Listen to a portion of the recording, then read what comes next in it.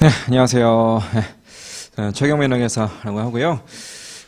원가 관료에게 드디어 객관식 할 때 됐다, 그렇죠?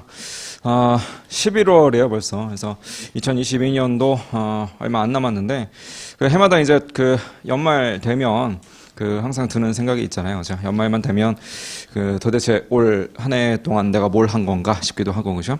왜 이렇게 시간이 빨리 갔나 싶기도 하고, 또 내년에는 올해보다 좀 더 멋있게 살아야 될 텐데, 그러려면 어떻게 해야 되는가, 이제 별의 별 오만 생각들이 이제 다 들게 되는데, 우리 열심히 좀 공부해서 한 해 마무리 좀 잘 하고, 내년에는 다 이제 합격하는 그런, 좋은 결과로 이제 마무리를 좀 지어야 될 거 아니겠어요. 그래서 아마 여기 계시는 분들은 거의 대부분 올해 초부터, 그죠? 올해 봄에서부터 기본 강의에서부터 시작해서 심화 강의, 때로는 2차 강의까지 막 들어버리고 오시는 분들도 계시고, 여러 가지 과정들을 좀 겪으면서 그동안 열심히 공부를 해 오셨을 건데, 사실 남아있는 시간이 훨씬 중요해요. 지금까지의 시간들보다. 그러니까 그동안의 시간에 아무리 여러분들이 잘했고 아무리 열심히 했다라고 할지라도 남아있는 한 몇 달의 시간 동안 이게 무너지거나 하면 절대 합격 못해요. 절대로.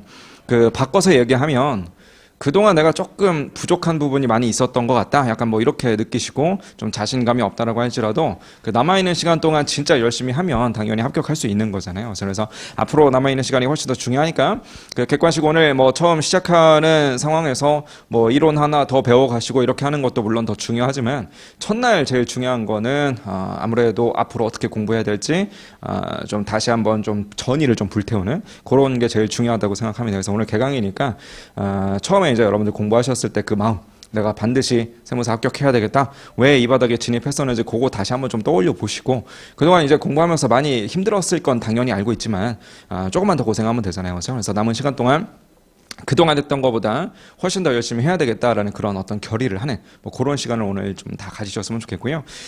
남은 시간 동안 여러분들한테 좀 당부를 드리고 싶은 게 뭐냐면 두 가지인데, 사실 그 두 가지가 이어져 있어요. 첫 번째로는 일단 건강 관리 좀 잘하셨으면 좋겠고요. 그동안 아무래도 체력적으로 좀 많이 약해져 있을 거예요. 지금 정도 타이밍이면 갑자기 날씨도 막 추워졌고, 그렇죠? 그동안 운동이나 이런 것들도 못했을 거고, 또 당연히 수험생 입장에서 스트레스 많이 받고 하다 보니까 건강 관리가 잘 안 될 수밖에 없는데, 그래도 이제 아프지 않도록 좀 이렇게 앉아서 공부할 때도 최대한 좀 바른 자세로 이렇게 공부하시는 연습을 좀 하시고, 잠도 좀 잘 주무시고 이렇게 그런 것들 최대한 좀 신경 쓰셔야만 되겠고요. 또 하나는 이제 몸적인 건강 말고 이제 멘탈이 되게 중요해요. 제가 그동안 저도 수험생 생활을 겪어봤고 또 강의하면서 많은 수험생 분들을 좀 봐왔지만, 이게 멘탈이 약하면 합격을 못해요. 하더라도 되게 오래 걸려. 그러니까 이게 실력만 있으면 합격을 할 수 있을 것 같잖아요. 근데 안 그래요. 실력에다가 플러스로 무조건 강한 멘탈이 있어야지 되거든요. 그래서 자신감을 좀 갖고 공부하시는 그런 연습을 좀 하시기 바랍니다. 이게 멘탈이 막 무너져 버리면 막판에 가서 멘탈이 무너지잖아요. 그럼 별의별 생각이 다 들어요. 내가 이거 하는 게 맞나? 내가 이 길이 내가 아니었던 건가부터 시작해서 나는 능력이 좀 부족했던 건가? 혹은 내가 그동안 고수해왔던 어떤 공부 방법, 전략 이런 것들이 뭔가 좀 잘못됐던 건가? 별의별 이상한 생각을 다 하면서 이게 멘탈이 무너지잖아요? 그럼 따라서 그냥 몸도 아파.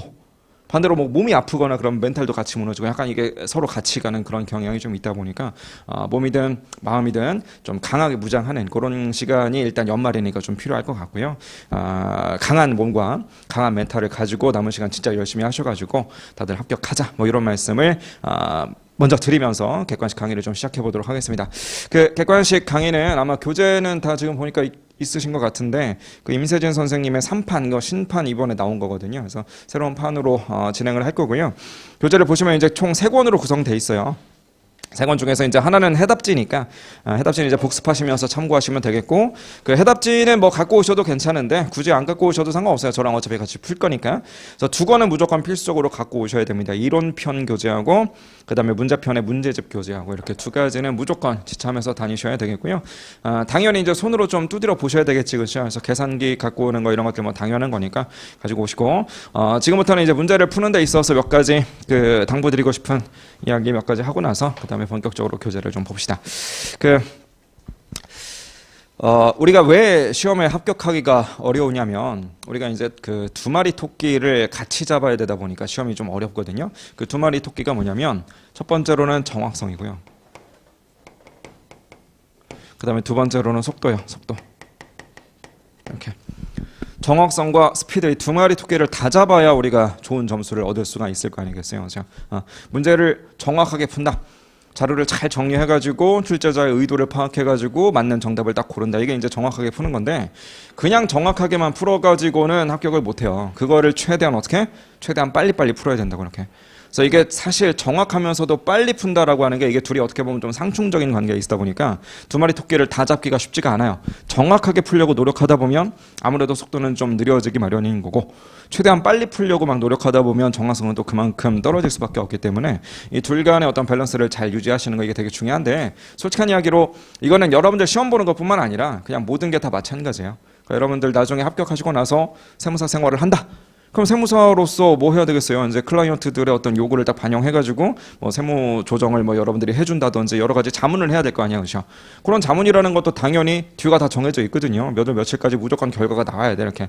그럼 몇 월 며칠까지 해주겠다라고 약속을 했음에도 불구하고 클라이언트는 그때그때 계속 막 전화를 하거든요. 궁금하니까. 그럼 전화 오면은 바로바로 대답해줄 수 있어야 되겠지, 그렇죠? 그것도 정확하게. 그러니까 빨리빨리 대답해주면서. 정확하게 대답해 줘야 된다. 이게 쉬운 일이 아니에요. 쉬운 일이 아닌데 해내셔야만 전문가가 되는 거지, 그렇죠? 강의하는 저 입장에서도 마찬가지예요. 저도 당연히 정확하게 여러분들한테 그 많은 것들을 최대한 전달을 해드려야 되겠지만 또 주어진 시수 내에 또 끝내야 된다라는 그런 부담도 있는 거잖아요, 그렇죠? 그래서 어차피 우리가 살려면 그 정확성과 속도 이 두 가지를 다 지키면서 살아가야 되는 거니까 수험생 입장에서도 마찬가지다. 시험은 정확성과 속도 이렇게 두 마리 토끼를 다 잡아야 되는데 그 일단 지금까지 우리는 어디에 포커스를 좀 많이 맞췄냐면 당연히 좀 정확하게 푸는 거 이쪽에다 포커스를 좀 많이 맞췄어요. 그래서 그동안 뭐 기본 강의를 지나오면서 뭐 심화 강의 때로는 2차 강의까지 좀 정확하게 푸는 거 위주로 좀 연습을 했었다면 이제부터는 슬슬 스피드를 끌어올리는 그런 연습도 좀 하셔야 돼요.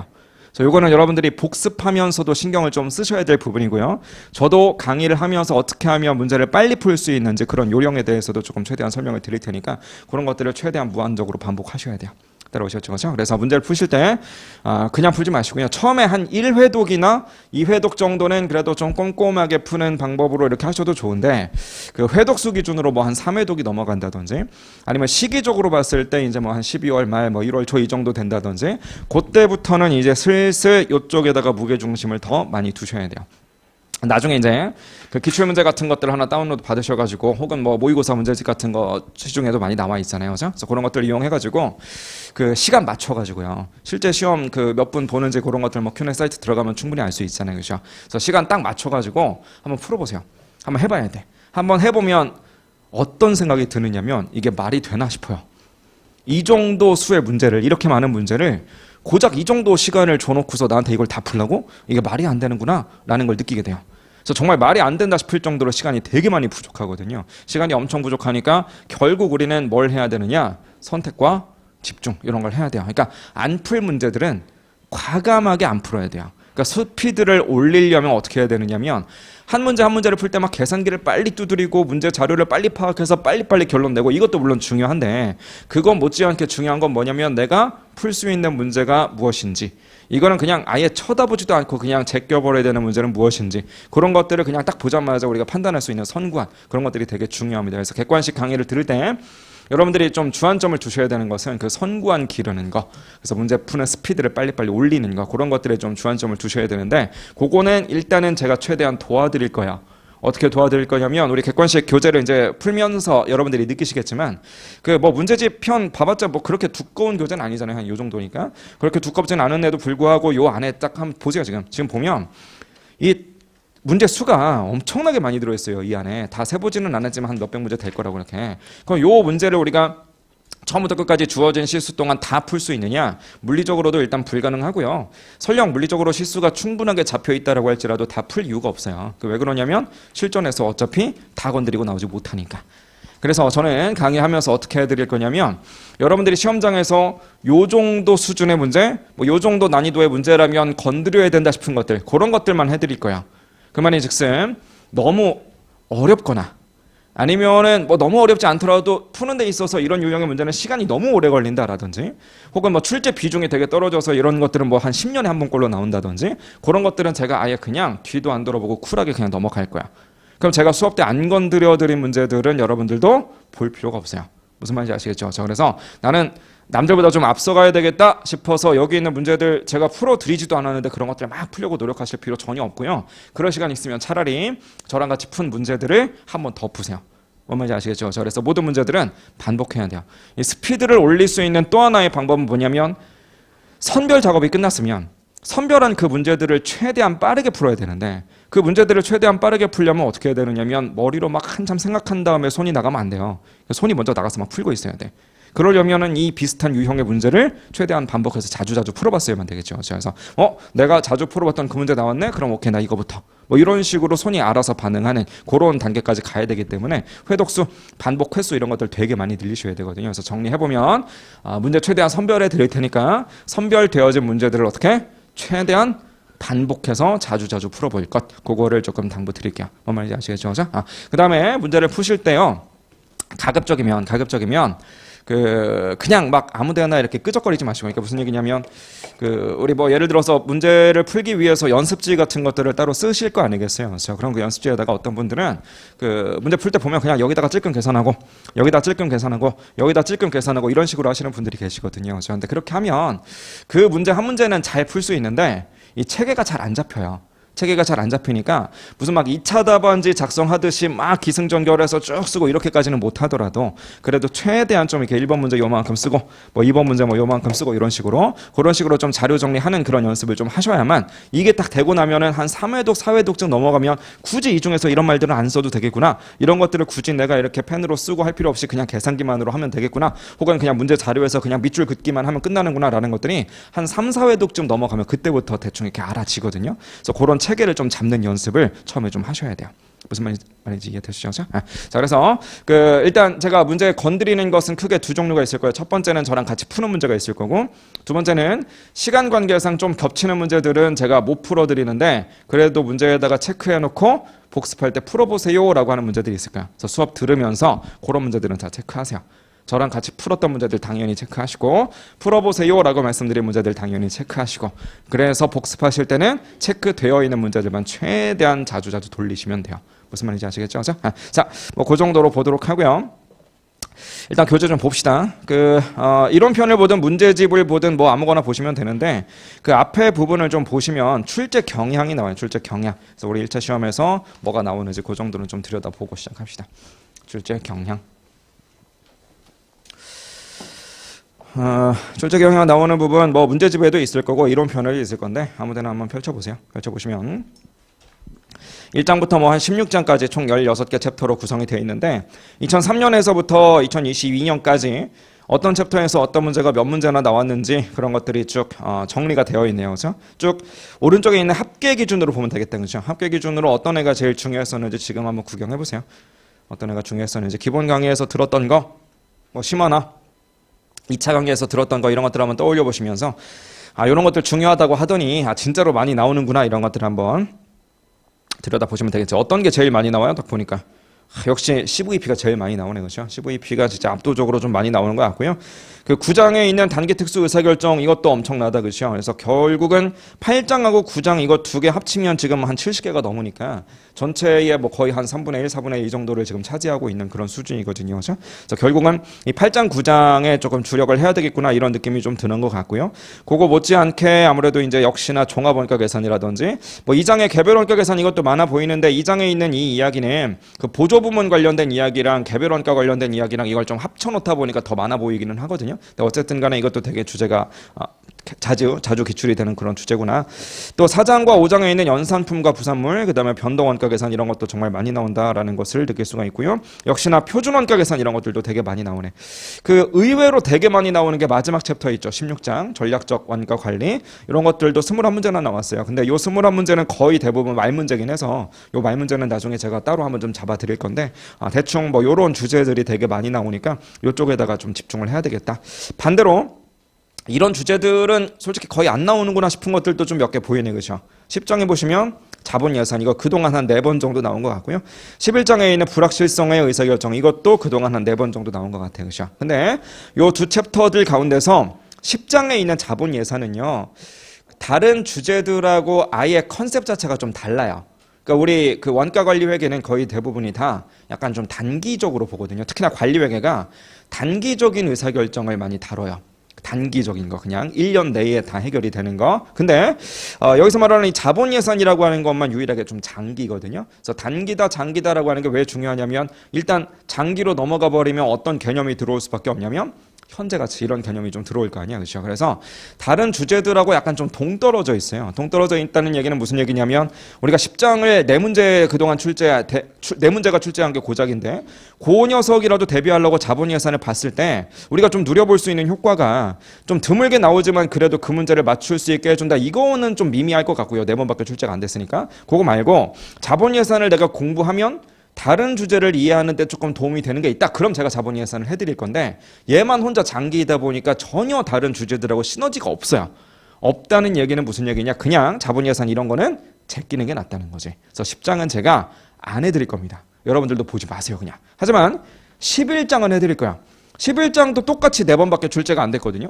4번밖에 출제가 안 됐는데 왜 얘는 해주고 쟤는 안 해주냐. 11장은요. 그래도 얘도 단기적인 의사결정에 속하기 때문에 요 녀석을 우리가 공부하면 다른 주제들을 이해하는 데 있어서 도움이 되는 그런 시너지가 조금이라도 있어야 있기 때문에 얘는 그래도 할 만한 가치가 있다는 거야. 뭔 말인지 아시겠죠? 자, 그래서 어쨌든 우리 교재는 1장부터 16장까지 총 16개 챕터로 구성이 되어 있는데 10장에 있는 자본예산 요 녀석을 제외하고 나머지 것들은 저랑 같이 열심히 좀 보도록 합시다. 일단 한 페이지 이론편 교재를 이제 봅시다. 이론편 교재의 2페이지 가보시면 1장에 원가 관리회계 일반이라고 되어져 있고요. 3페이지에서부터 이제 관련된 이론 정리를 좀 해드릴 거예요. 강의 진행은 이렇게 할 겁니다. 이론편 교재를 통해서 이제 이론 정리 좀 해드릴 거고요. 당연히 아무리 객관식 강의라도 저는 알고 있어요. 여러분들이 그냥 다짜고짜 딥다 그냥 문제만 풀면 따라가기 힘들다는 것을 당연히 알고 있기 때문에 이론편 교재를 통해서 최대한 자세하게 좀 이론 정리해드릴 거예요. 물론 막 기본 강의 때처럼 막 하나하나 디테일하게 이렇게는 못 해드리더라도 그래도 문제를 풀 수 있는 데 있어서 충분한 수준으로는 최대한 이론 정리해드릴 테니까 이론편 교재를 통해서 저랑 같이 정리하시면 되겠고요. 이론편을 쭉 넘기시다 보면 이런 이론들 써 있는 것뿐만 아니라 뭐 예를 들어서 10페이지 정도 가면 10페이지에 보시면 이론 다지기라고 해가지고 예제 문제들이 좀 들어가 있어요. 이렇게. 그래서 이런 예제 문제들은 여러분들이 다 푸세요. 물론 중간중간에 이론 다지기 문제들 중에서 저랑 같이 풀어야 되겠다 싶은 문제들은 당연히 제가 좀 풀어드리는데 제가 아까 전에 선별해드린다고 말씀드렸잖아요. 제가 풀어드리는 문제랑 그 다음에 안 풀어드렸지만 이건 풀어보세요 하는 것들 그런 것들은 푸세요라고 말씀드렸는데 그거는 이제 문제편 문제집에 해당되는 이야기고 이론편에 있는 이론 다지기 요거는 당연히 다 풀어보셔야 돼요. 뭔 말인지 아시겠죠? 당연히 풀어보셔야 되는데 일부 몇몇 문제들은 저랑 같이 풀 거다. 다른 문제들은 이론편에 있는 이론 다지기는 제가 특별히 언급 안 하더라도 다 풀어봐야 되겠다. 그냥 그 정도로 정리하시면 되겠어요. 무슨 말인지 아시겠죠? 이 정도로 설명드리면 대충 필요한 이야기는 다 한 것 같고요. 이제 슬슬 여러분들이 전략 과목이라는 것도 좀 있어야 돼요. 그동안 여러분들이 이제 공부를 쭉 하시면서 이 과목은 나랑 좀 궁합이 잘 맞는 것 같아. 내가 이 과목 공부할 때는 그래도 다른 과목 공부할 때보다는 시간 좀 잘 가는 것 같아. 혹은 좀 자신감이 있어 하는 것들도 좀 있을 거 아니겠어요. 그래서 그런 과목들은 조금 높게 잡으시고 그런 거 말고 이 과목은 진짜 책을 펼치는 것조차 싫어 뭐 이런 과목들도 좀 있을 테니까 자신 없는 과목들에 대해서는 조금 낮게 설정하셔가지고 우리가 어차피 뭐 몇 점 이상을 맞아야 합격인지는 명백히 나와 있는 거니까 대충 요 정도 점수 이런 식으로 딱딱 목표 점수를 좀 설정하신 다음에 평균 딱 때려가지고 60점 넘게끔 그렇게 목표치를 좀 설정하시고요. 그 목표치 설정해 놓고 나서 앞으로 계속 공부하면서 그런 목표치 조금씩 수정하시면서 이제 나가면 될 거 아니에요, 그렇죠? 그래서 그런 목표 점수를 좀 설정하시는데 특히나 이제 회계학 같은 경우에는 우리가 회계학이라고 부르긴 하지만 이 안에 사실은 재무회계도 들어있고 그 다음에 우리 원가 관리 회계도 이렇게 들어있는 거 아니에요, 이렇게 그렇죠? 그래서 보시면 이제 재무회계 좀 더 자신 있어 하시는 분들도 당연히 계시고 원가를 조금 더 자신 있어 하시는 분들도 계시는데 그 자신 있는 과목 먼저 푸시면 되겠죠. 그렇죠? 그래서 보통은 이게 합쳐서 40문제가 나오는데 보통은 얘가 이제 1번에서부터 25번까지 정도 이렇게 나오고요. 그다음에 요 녀석이 26번에서부터 그다음에 40번까지 이렇게 해마다 좀 다르긴 하지만 보통은 이렇게 이제 나온다고 이렇게 그렇죠? 원가가 좀 더 자신 있다 하시는 분들은 얼른 26번 가셔가지고 여기서부터 풀면 되겠지, 그렇죠? 자, 뭘 먼저 풀 거냐 그게 중요한 게 아니라 이 모든 그 과목들 재무회계나 원가 관리회계뿐만 아니라 모든 과목들이요 다 난이도가 상 문제도 있고 어려운 문제도 있고 중간 정도의 문제도 있고 되게 쉬운 문제도 있고 이렇게 구성이 돼 있을 거 아니겠어요. 당연히 얘도 어려운 문제, 중간 문제, 쉬운 문제 이렇게 이제 구성이 돼 있겠지, 그죠? 승부는 어디서 나겠어요, 당연히. 솔직히 이런 문제는 여러분들만 못 푸는 게 아니라 다른 사람들 다 못 풀어요. 물론 시간을 넉넉하게 주잖아요. 어떻게 보면 시간이 넉넉하지 않은 게 다행일 수도 있어요. 시간을 진짜 넉넉하게 주잖아요. 그럼 진짜 실력자들밖에 못 붙어요. 시간을 넉넉하게 주면 그들은 이것도 다 풀어내거든요, 이렇게. 그죠? 근데 시간이 넉넉하지 않다 보니까 뭐 이 바닥에 아무리 뭐 머리가 좋고 아무리 그동안 공부를 많이 해서 고인물이건 시간이 넉넉하지 못하다 보니까 이런 것들은 아무도 못 풀어요. 그래서 이런 것들은 그냥 찍는 거라고. 뭔 말인지 아시겠죠? 그죠? 하지만 이런 문제들은 솔직히 객관식 강의 안 들어도 풀 수 있어요. 객관식 강의를 안 들어도 그냥 내가 기본 강의 정도만 충실하게 들었다, 기본 개념 정도는 내가 갖고 있다 하시는 분들은 이런 것들 풀 수 있다고 그렇게. 그럼 결국은 얘네들은 다 풀 수 있는데 얘네들은 아무도 못 푼다 그러면은 결국 승부는 아무래도 이런 데서 나게 되겠지, 그렇죠? 그래서 제가 좀 문제 풀면서 강조하는 문제들은 주로 요 정도 난이도에 다 있을 거고요. 그러다 보니까 편식하시면 안 돼요. 그러니까 뭔 얘기냐면 가끔 가다가 보면 이 원가는 사실 15문제밖에 안 나오잖아요. 그럼 전체 우리 시험의 전체 점수를 딱 놓고 봤을 때 이 원가관리회계라는 과목이 차지하는 어떤 비중, 중요도라고 하는 것은 뭐 그렇게 높진 않다는 거야, 그렇죠? 높지 않다 보니까 그냥 원가 버리고 가고 이러시는 분들도 많이 봤거든요, 사실은. 근데 뭐 그것도 나름대로의 전략이니까 뭐 그런 것들을 비난할 생각은 없는데 솔직히 좋은 전략은 아니라는 거지. 아니 아예 과목을 통째로 버리면 어떡해요? 이런 거 맞춰야지 이렇게.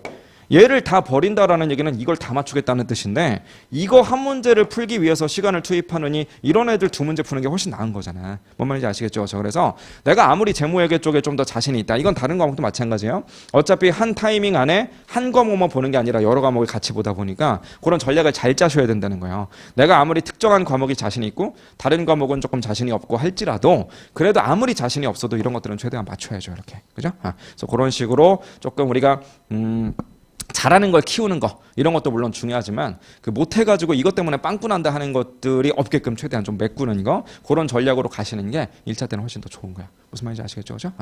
이게 너무 또 한쪽에만 치중돼 있고 다른 막 너무 취약한 과목이 명백하고 그러면 자칫하면은 평균 점수는 되게 높은데 막 꽈락 나가지고 떨어지고 이런 경우도 너무나 많기 때문에 전략을 좀 잘 세워야 돼요. 따라오셨죠? 그죠?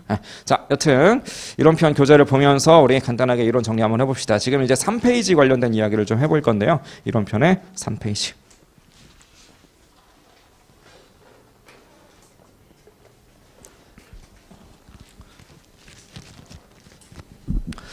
자, 원가관리회계의 의라고 되어져 있어요.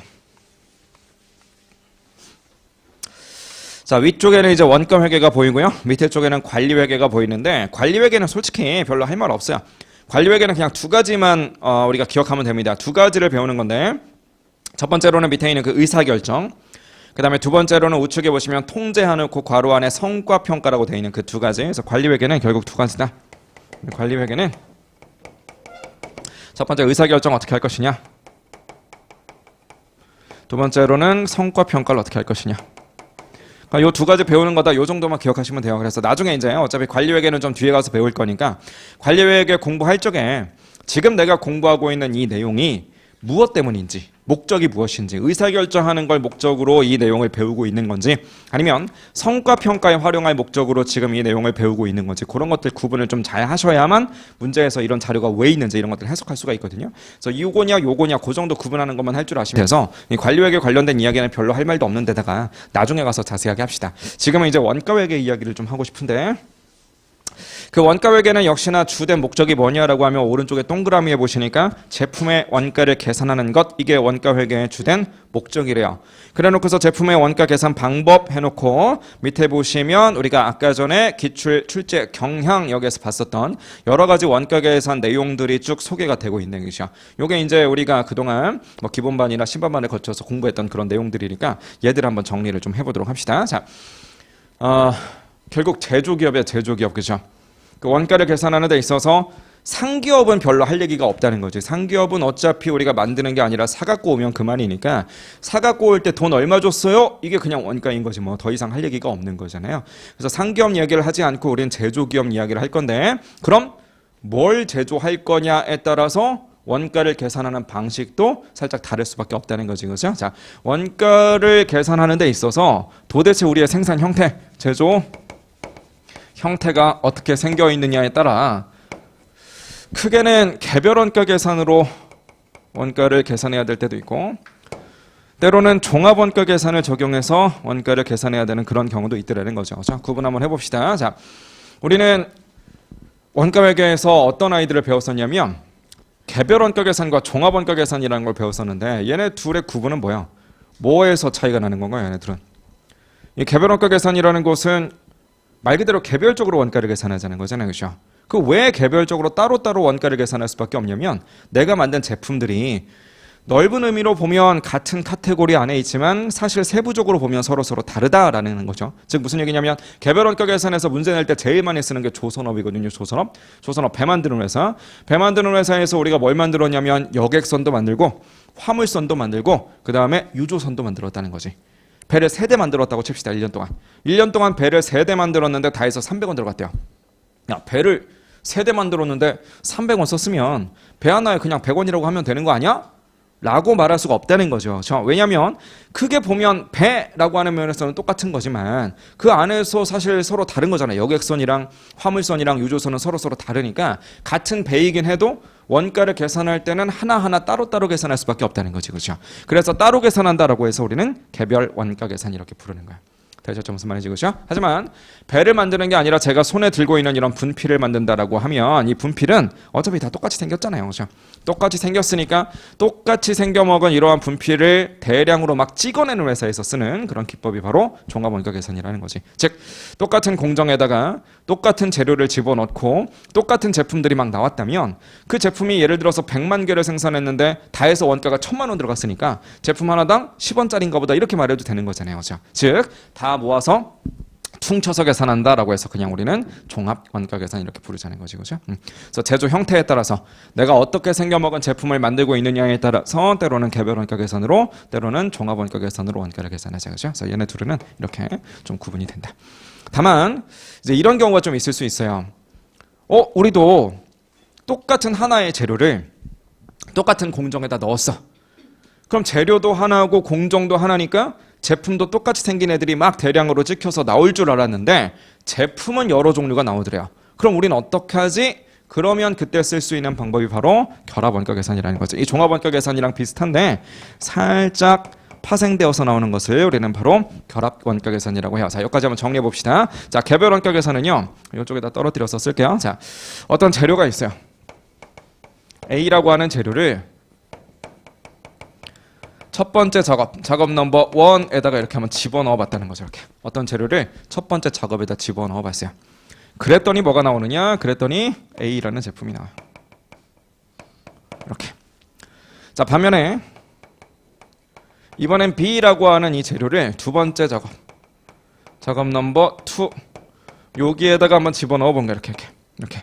그랬더니만 뭐가 나오느냐? 제품 B가 나와요. 즉 여객선을 만들기 위해서 투입하는 재료랑 화물선을 만들기 위해서 투입하는 재료는 서로 다르다는 거죠.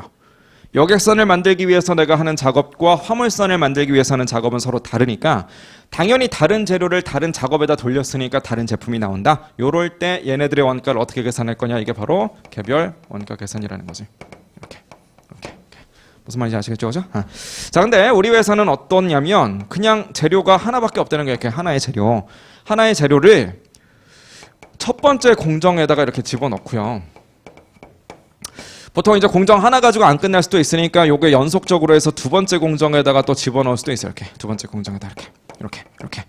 이렇게 했더니만 뭐가 나오느냐면 하나의 재료를 똑같은 공정에다 그냥 동시에 돌려버린 거니까 연속적으로 돌린 거니까 제품이라고 하는 녀석도 그냥 A라는 제품 하나만 주구장창 이렇게 줄기차게 엄청 대량으로 나오더라는 거죠. 이렇게. 그럼 요런 회사에서 쓰는 것이 바로 종합 원가 계산이라고 이렇게.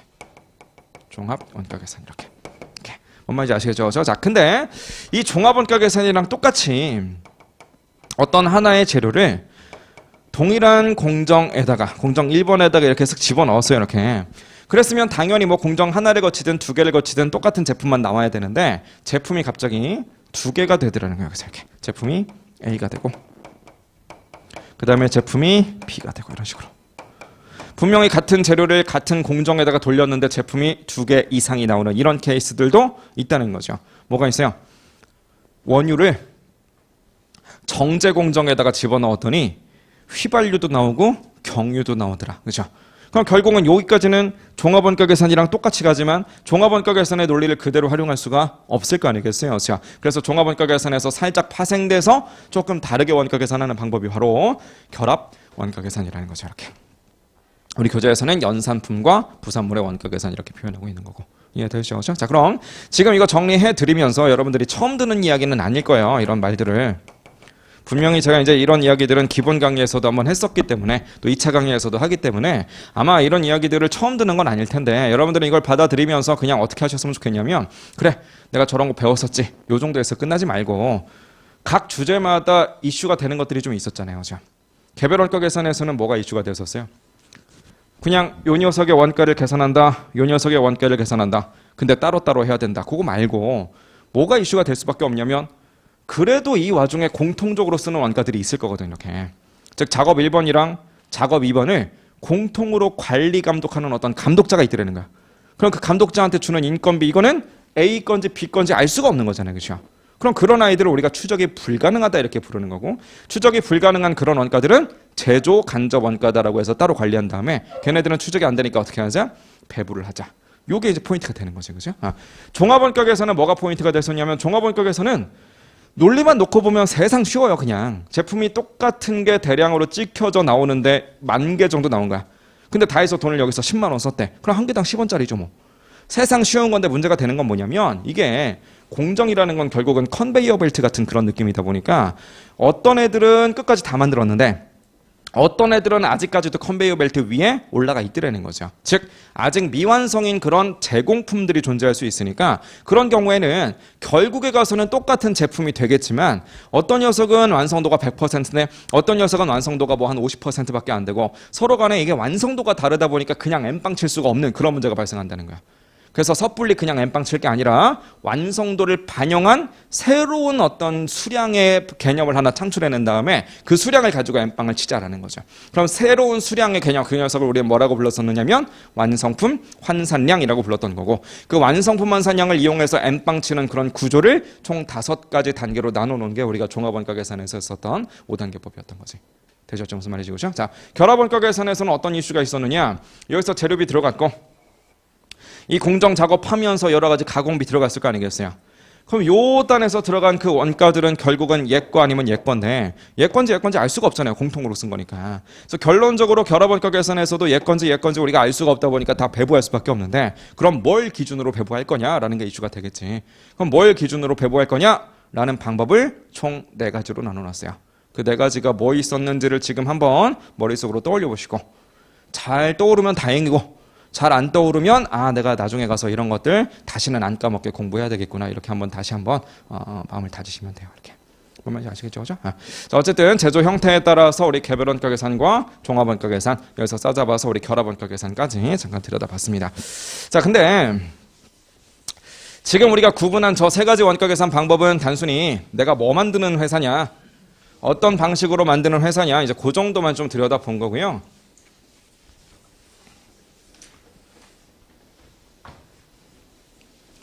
중요한 건 이런 원가 계산을 언제 할 거냐라고 하는 원가 계산의 어떤 시기적인 이야기를 좀 해야 된다는 거죠. 이렇게 원가를 계산하는 어떤 시기, 그거에 따라서 시점에 따라서 시기에 따라서 시점이라고 할까? 시점에 따라서 또 원가 계산 방법들이 좀 나뉘어진다는 거야. 자, 우리가 T계정에다가 원가를 집어넣습니다. 뭐뭐뭐 집어넣을 거냐면 직접 재료비 DM, 그 다음에 직접 노무비 DE, 그 다음에 제조간접비 OH 이렇게 3가지 원가를 T계정에다가 집어넣고 걔네들 가지고 이제 원가 계산을 하기 마련인데 DM하고 DL하고 OH에다가 뭐라고 쓸 거냐? DM 내가 공장에서 실제로 쓴 금액이 있을 거고 DL 내가 공장에서 쓴 금액이 있을 거고 OH도 공장에서 쓴 금액이 있을 테니까 내가 실제로 쓴 그 실제 발생액 자체를 집어넣으면 되는 거 아니냐라고 말한다면 그게 바로 실제 원가 계산인 거죠. 자, 실제 원가 계산 너무나 당연한 원가 계산 방식처럼 보이지만 이 실제 원가 계산은 약간 문제가 있더라는 거야. 어떤 문제가 있느냐? DM과 DL과 OH 금액들을 실제 원가로 기록하려면 언제까지 기다려야 되느냐? 12월 31일까지 기다려야 된다는 거야. 그래야 내가 실제로 쓴 금액이 얼마인지 알 거 아니겠어요. 근데 DM하고 DL 같은 경우에는 약간 여러분들이 머릿속으로 이렇게 좀 개념을 잡으시면 돼요. DM이랑 DL은요. 우리 그 직접 재료비는 앞으로 제가 DM이라고 할 거고, Direct Material Cost. 그 다음에 직접 노무비는 Direct Labor Cost니까 DL이라고 할 거고, 그 다음에 우리 제조간접원가는 Overhead니까 OH라고 이렇게 부를 건데, 얘네 둘은 약간 느낌이 그 물리적인 느낌이에요. 물리적인 느낌. 그 무슨 얘기냐면, 그동안 DM을 얼마 썼느냐라고 하는 걸 어떻게 아는지 아세요? DM이 그동안 얼마 들어갔는가? 이건 일단 눈으로 봐야 돼요. 일단 눈으로 본다는 게 무슨 얘기냐면 공장에 딱 들어가서 재료를 물리적으로 막 쓰고 있을 거 아니야. 재료를 막 어디다 붓고 있을 거 아니겠어요? 그거 얼마나 들어가고 있는지를 뭐 저울로 재든 뭘 재든 간에 어쨌든 간에 물리적으로 한번 측정을 해야 돼요. 이렇게. 얼마나 들어갔는지를. 무슨 말인지 아시겠죠? 자, 그럼 얼마나 들어갔는지, 한 몇 킬로그램 들어갔느냐, 몇 리터 들어갔느냐, 이런 것들이 그냥 물리적으로 파악이 된다 그러면 그런 재료들이 킬로그램당 얼마짜리인지 뭐 리터당 얼마짜리인지 그런 것들을 알고 있으니까 금액이 얼마인지도 당연히 나올 거 아니겠어요? 이해되시죠? 그래서 물리적으로 출발하는 그런 개념이야. DL도 마찬가지입니다. DL이라는 건 인건비잖아요. 그렇죠? 인건비이다 보니까 일단 물리적으로 한번 측정해야 돼요. 뭘 측정할 거냐? 도대체 우리 공장에서 일하는 종업원들이 몇 시간이나 일했는가?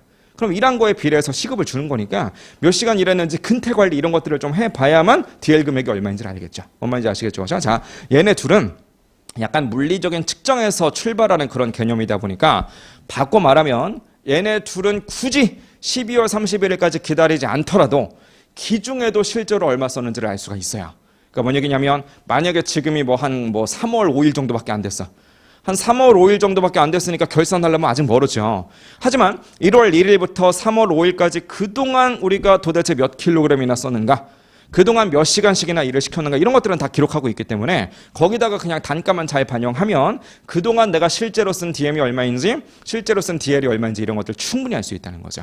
이해되시죠? 무슨 말인지. 그렇죠? 자, 근데 OH는요, 얘는 물리적인 측정으로부터 출발하는 게 아니에요.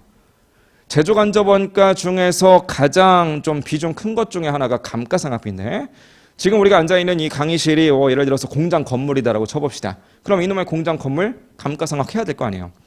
여러분들 앉아 계시는 그 책상이 뭐 기계라고 한번 생각해 보세요. 그 기계 감가상각 해야 될 거 아니겠어요. 그럼 지금 우리 강의 시작하고 몇 분 지나지도 않았지만 이 몇 분 동안도 어쨌든 감가상각이 되긴 돼야 되는 거잖아요. 그렇죠?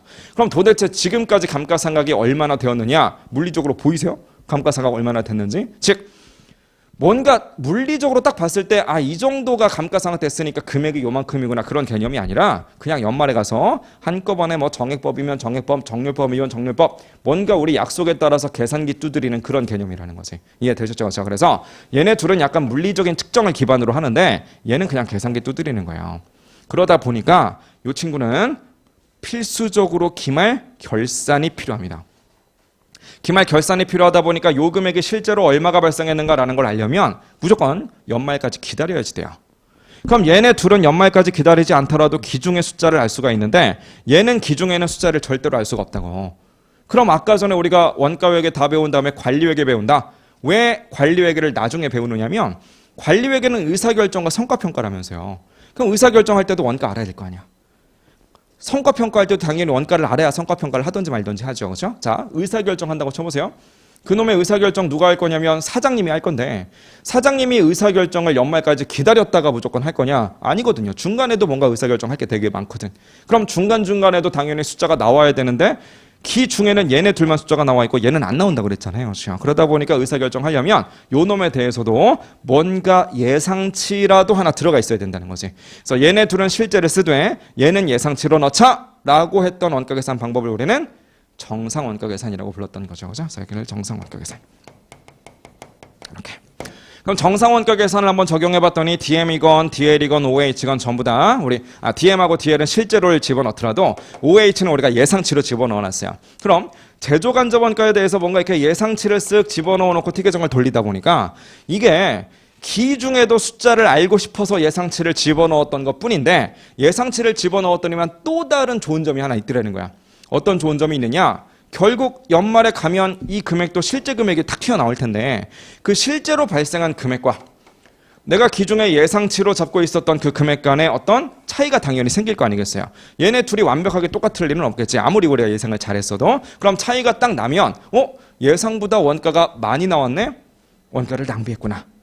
예상보다 원가가 좀 줄어들었네? 원가를 아껴서 잘 썼구나. 성과평가의 어떤 기준치로 쓸 수가 있구나라는 걸 알게 된 거야. 그러면 차라리 얘만 예상치로 집어넣지 말고 어차피 성과평가는 해야 되는 거니까 이 모든 것들을 전부 다 일단 예상치로 집어넣어 놓고 나중에 실제 실적이 나오면 이렇게 비교해가지고 성과평가에다 반영하자. 그래서 모든 것들을 전부 다 예상치로 집어넣는 그런 원가계산 방법도 등장한 거죠. 걔를 뭐라고 불러요? 걔를 표준 원가계산이라고 부르는 거죠. 이렇게. 그죠? 이렇게. 그래서 결국 이거를 우리는 시점별 분류다 이렇게 표현을 하는데 실제 원가 계산은 연말까지 가야 할 수 있는 거고요. 정상 원가 계산이나 표준 원가 계산은 약간 예상치가 들어가는 거니까 얘네들은 기초에 미리 원가 계산기를 두드려 놔야 된다라고 해서 얘네 둘을 싸잡아서 우리는 사전적인 원가 계산이다 이렇게도 불러요. 무슨 말인지 아시겠죠? 그죠? 자, 마지막 매트릭스로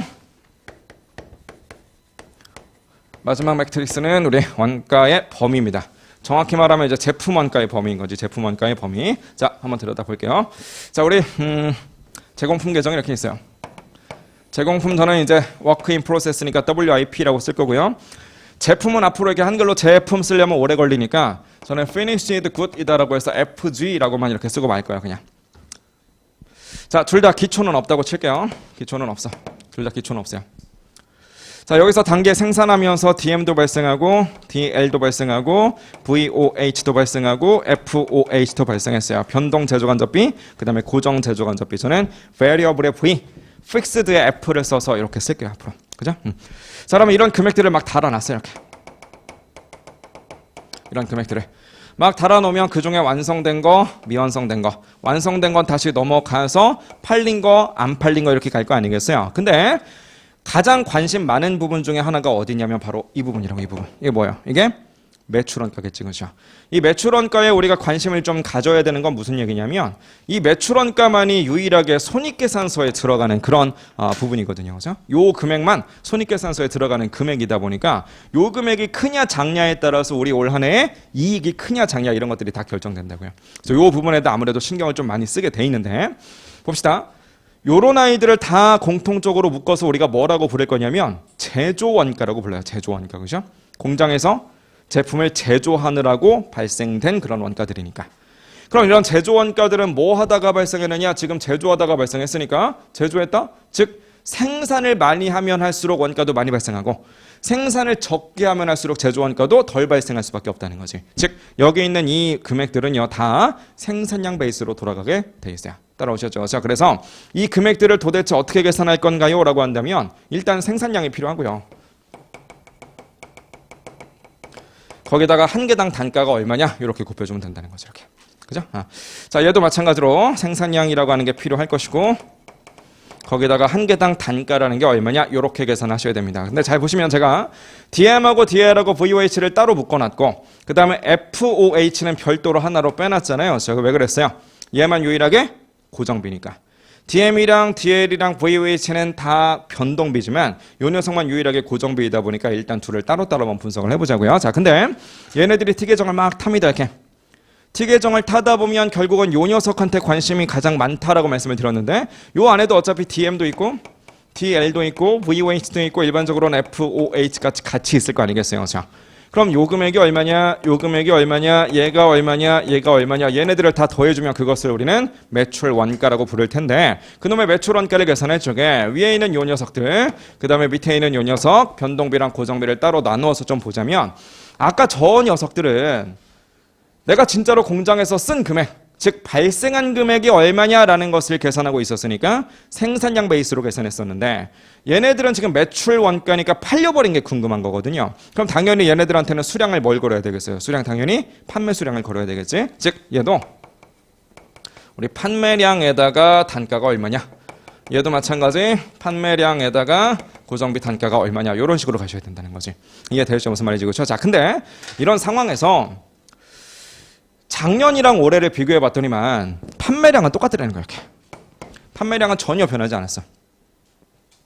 판매량은 똑같은데 우리는 많이 팔릴 줄 알고 단계 중에 생산을 잔뜩 해놓은 거야. 이렇게. 생산만 잔뜩 해놓고 판매는 똑같았어요. 그럼 당연히 뭐가 많아질 수밖에 없냐면 이런 데 재고가 막 쌓이게 되겠죠. 이렇게. 안 팔렸으니까. 무슨 말인지 아시겠죠? 자, 근데 재고는 일단 관심 없어요. 뭐한테 관심이 있을 거냐면 매출 원가가 어떻게 될 거냐. 왜? 매출 원가가 우리 회사 손익에 영향을 주는 거니까. 그래서 매출 원가에 대한 영향만 좀 볼 건데 일단 봅시다. 생산을 많이 했으면 당연히 제조원가가 늘어나요. 얘도 늘어날 거고 얘도 늘어날 거고 얘도 늘어나겠죠. 그 얘도 늘어나야 되는데 얘는 뭐냐면 고정비거든. 고정비이다 보니까 생산량이 암만 늘어나더라도 얘는 금액이 변함이 없더라는 거야. 이렇게. 이해되죠? 무슨 말인지. 그렇죠? 자, 그럼 어떤 현상이 벌어질 거냐? DM이랑 DL이랑 VOH는 어차피 생산량이 늘어나면서 총액도 늘어났으니까 단가 측면에서 보자면 단가는 변하지 않는다는 거야. 이렇게. 그죠? 하지만 고정비 같은 경우에는 얘는 가만히 있는데 생산량만 늘어났으니까 단가는 줄어들어 있을 수밖에 없더라는 거지. 따라오셨죠? 자, 그럼 지금 뽑혀있는 이 단가, 얘는 가만히 있고 얘는 줄어드는 이 단가들이 흘러 가가지고 여기에 딱 들어가면 그게 이제 매출원가가 되는 거잖아요. 근데 이 매출원가를 계산할 적에 판매량은 지금 가만히 있는 상황이거든요. 그런데 변동비는 단가가 가만히 있으니까 금액에도 아무런 영향을 주지 않아요. 그죠?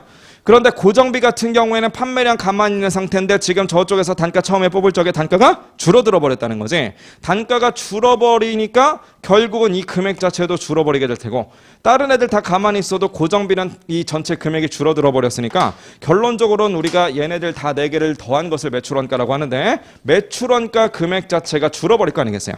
그럼 매출원가 금액이 줄어버렸으니까 어떤 현상이 벌어질 거냐? 이익이 올라가 버리는 이상 현상이 벌어진다는 거지. 아니 옛날보다 만약에 판매량이 늘어났다면 이익이 올라가도 오케이. 많이 팔았으니까 이익이 올라갈 수 있죠. 하지만 많이 판 것도 아니고 우리는 단순히 팔리지도 않을 거 생산만 잔뜩 해서 재고자산만 막 쌓이고 있는데 그런 와중에 이익이 올라간다. 이게 좀 이상하잖아요. 자, 범위는 누구 때문이다? 범위는 고정 제조 간접원가 때문에 이런 이상한 현상이 벌어지더라는 거죠. 그래서 우리는 제조원가, 즉 공장에서 발생한 DM과 DL과 VOH와 FOH는 제조원가니까 이 제조원가는 당연히 T계정을 태워줘야 되는 건 줄 알았고 당연히 T계정을 태워준다라는 말을 좀 유식해 보이게 말하면 제품원가에 포함한다 이렇게 불러요. 즉 원래는 제조원가 이퀄 제품원가인 줄 알았는데 그런 식으로 모든 제조원가들을 전부 다 T계정에 태워서 제품원가로 인정하는 방식을 우리는 전부원가 계산이라고 부르는 거거든요. 전부 다 태워준다라고 해서. 근데 이놈의 전부원가 계산을 쓰다 보니까 어떤 녀석이 사고를 치느냐? FOH가 사고를 쳐서 이익에다가 뭔가 왜곡을 좀 주더라는 거지. 그러면 차라리 FOH는 물론 공장에서 제품을 제조하면서 만든 제조원가인 건 맞지만 제품원가라고 하는 명찰은 달아주지 말자. 즉 제품원가에는 못 끼니까 T계정에서도 그냥 탈락시켜버리자는 거야. T계정에서 탈락시켜버리자는 이야기는 이 안에도 FOH가 안 들어가 있고 요 FOH는 발생하는 순간 그대로 그냥 손익계산서에다가 꽂아버리자는 거지. 즉 발생하자마자 T계정을 태워주지 말고 발생한 그 금액을 손익계산서에 밀어 넣어준다라고 하는 것을 우리는 기간원가로 처리한다 이렇게 불러요. 그럼 FOH를 기간원가로 처리하면 결국 제품원가로서 T계정에 남는 건 DM하고 DL하고 VOH밖에 없으니까 세 녀석의 공통점이 뭐냐면 다 변동비거든요. 그래서 변동비만 남긴다라고 해서 우리는 변동원가 계산이라고 하는 방법이 이렇게 등장을 한 거지. 그럼 변동원가 계산을 쓰게 되면 아무리 생산을 많이 해봤자 결국 이 금액은 똑같다라고 했으니까 손익계산서에 비용 처리되는 금액도 동일할 것이고 요 뒷단에 가서도 이렇게 비용 처리하는 게 아니라 요 단에서 비용 처리 돼버렸으니까 매출원가로서 비용 처리되는 건 얘랑 얘밖에 없거든요. 근데 얘네들은 금액이 변하지 않았잖아요. 그죠? 그래서 판매량이 동일한 이상 생산량을 아무리 늘려봤자 손익계산서에 비용 처리되는 금액은 동일하니까 이익에도 아무런 영향이 없게끔 만들어버리겠다. 이런 의도가 되는 거지. 이해되시죠? 자, 변동원가 계산보다 한술 더 뜨는 녀석이 있었죠. 자, 걔는 아마 이름 들어보셨을 거예요. 뭐라고 불렀었어요? 걔를 우리는 초변동 원가 계산이라고 부르기로 했었지. 그죠? 그래서 초변동 원가 계산은 조금 극단적으로 이 4가지 제조원가 중에서 누구만? DM만 T계정에다가 넣어주고 즉 DM만 제품 원가로서 인정을 해주고 나머지 아이들은 전부 다 기간 원가로서 T계정에서 버리는 거 이런 것들을 우리는 초변동 원가 계산이라고 불렀죠. 그래서 결국은 T계정을 태워주는 범위 좀 더 세련되게 표현하면 어디까지를 제품 원가라고 인정할 거냐 그 범위에 따라서 우리는 전부 변동, 초변동 이런 식으로 이제 나누게 되는 거죠. 그래서 우리가 이제 원가회계에서 배워야 되는 내용들은 크게 이제 제조 형태에 따라서 원가 계산 시점에 따라서 제품 원가에 포함시키는 범위에 따라서 이렇게 3가지 매트릭스로 구분을 할 수가 있어요. 근데 얘네들을 하나하나 그냥 따로따로 볼 것이 같은 매트릭스 안에서는 동시에 쓸 수가 없겠죠. 당연히. 동시에 쓸 수가 없지만 서로 다른 매트릭스라면 이렇게 조합을 해서 쓰는 게 가능하다는 거예요. 이렇게. 이런 조합들. 이 모든 조합들이 다 가능한 거죠. 이렇게. 다 조합을 할 수가 있어요. 이렇게 조합을. 이렇게. 그래서 이제 2차 시험 가면은 문제 사이즈가 좀 길어지고 난이도가 어려울 수밖에 없는 것이 2차 시험에서는 다 이렇게 종합 문제로 돼요. 뭐 예를 들어서 종합 원가 계산이면서 뭐 표준 원가 계산이면서 뭐 변동 원가 계산이라든지 뭐 이런 식으로 그런 식으로 조합을 하다 보니까 2차 시험에서는 사이즈가 좀 커질 수밖에 없고요. 1차 시험에서는 이제 이렇게 하나하나 개별적인 것도 좀 물어보지만 조합한 것들도 일부 물어보는 경우가 있어서 그런 것들까지는 제가 해드릴 거예요, 당연히. 그죠? 참고로 이 조합들이 이론적으로는 다 가능하기는 한데 안 쓰는 조합들도 있긴 있어요. 그러니까 개별 원가 계산을 쓰면서 표준 원가 계산을 쓴다 이런 건 안 써요, 사실은. 그래서 시험 문제에서도 안 나와요. 그러니까 이게 조금만 생각해보면 우리가 개별 원가 계산 뭔지 알고 표준 원가 계산 뭔지 알잖아요. 그럼 조금만 생각해보면 얘네 둘이 서로 같이 쓰인다는 게 애시당초 모순인 거야. 개별 원가 계산은 서로 다 다르니까 개별이잖아요. 표준 원가 계산은 그냥 다 일괄적인 표준을 적용하겠다는 거잖아요. 그렇죠? 서로 다른데 어떻게 표준을 적용하겠어요. 그러다 보니까 실무에서도 이런 조합은 당연히 안 쓰고요. 시험 문제에서도 그래도 안 나와. 그래서 안 나와요. 뭔 말인지 아시겠죠? 그죠? 마찬가지 종합 원가 계산을 쓰면 차라리 표준 원가 계산을 쓰는 거지 종합 원가 계산 쓰면서 정상 원가 계산을 쓰고 이러지는 않아요. 그래서 이런 것들도 문제를 만들려면 만들 수 있어요. 시험 문제를 만들 수는 있는데 어차피 실무에서 아무도 안 쓴다라고 하는 것을 출제위원들도 알기 때문에 저런 거 굳이 시험 문제에서 내지 않아요. 내지 않으니까 우리는 할 것만 딱딱 하면 돼요. 무슨 말인지 아시겠죠? 그래서 이 조합들 중에는 실제로 쓰지 않아서 시험 문제에서 안 나오는 그런 조합도 있고 또 충분히 시험 문제 만들 수 있지만 1차 시험의 난이도는 좀 넘어가는 그런 녀석들도 있다 보니까 그런 아이들은 우리가 과감하게 스킵을 하고 1차 시험에서도 이렇게 종합 문제 스타일로 우리가 좀 봐야 되는 그런 문제들이 있으니까 걔네들 우리 그 객관식 문제집에 보면 다 많이 있거든요. 그래서 그런 것들 위주로 좀 봐드릴 테니까 그 문제 풀면서 제가 요렇게 조합한 거다라는 거 설명드릴 테니까 그때 이런 그림들을 좀 떠올리시면 되겠어요. 되셨죠? 자, 원가 회계를 배우면서 이제 이런 원가 계산들을 배우는데 여기다 부연 설명으로 한 가지 주제만 더 플러스를 하자면 결국 원가 회계에서 가장 이슈가 되는 건 원가의 배부예요. 배부. 얘가 항상 우리를 괴롭힙니다. 즉 만약에 이 세상에 배부해야 되는 원가는 없고 이 모든 원가는 다 추적이 가능하다. 모든 원가가 추적이 다 가능하다. 그럼 우리가 원가 회계를 배울 필요가 없어요. 어차피 추적이 된다는 얘기는 어떤 제품을 위해서 내가 원가를 썼는지 충분히 알고 있다는 거 아니에요. 그죠? 알고 있는데 뭐 계산기 두드릴 게 뭐가 있어요. 그죠? 그래서 추적이 다 된다 그러면 더 이상 할 얘기가 없는데 추적되는 애들만 있는 게 아니라 배부해야 되는 애들도 있다 보니까 그래서 원가 회계가 이제 중간중간에 어려워지는 거지.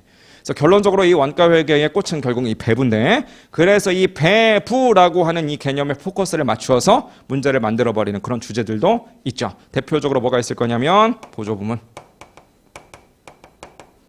보조 부문의 원가를 어떻게 배부할 것이냐. 그거 가지고 이제 문제가 좀 나오고요. 그 다음에 배부를 하는 건 좋은데 할 거면 기왕에 할 거면 배부를 좀 잘해라. 신경 써서 조각조각 나누어서 인과성을 최대한 반영해가지고 최대한 정확하게 배부해라. 뭐야? 그게 바로 활동기준 원가 계산인 거죠. 뭔 말인지 아시겠죠? 그죠? 그래서 원가 배부에 포커스를 맞춘 것이 이렇게 두 가지 정도가 있으니까 얘네들까지 싸잡아서 이제 공부를 하면 우리 원가 회계에서 배워야 되는 내용들은 다 배우게 됩니다. 자, 어쨌든 3페이지에 있는 우리 그동안 뭐 배웠는가? 앞으로 이제 어떤 것들이 시험 문제에 나올 건가 그거 가지고 이제 1시간 동안 떠들었고요. 4페이지에 이제 가보시면은 그 내용들이 이론 두 번째 거에서 정리가 좀 돼 있는데 방금 제가 설명드린 그 그림 토대로 해서 한번 읽어보시면 되겠어요. 5페이지에 있는 이론 세 번째 원가의 분류에서부터는 잠깐 쉬었다가 와서 다시 정리합시다. 쉬었다 오시죠.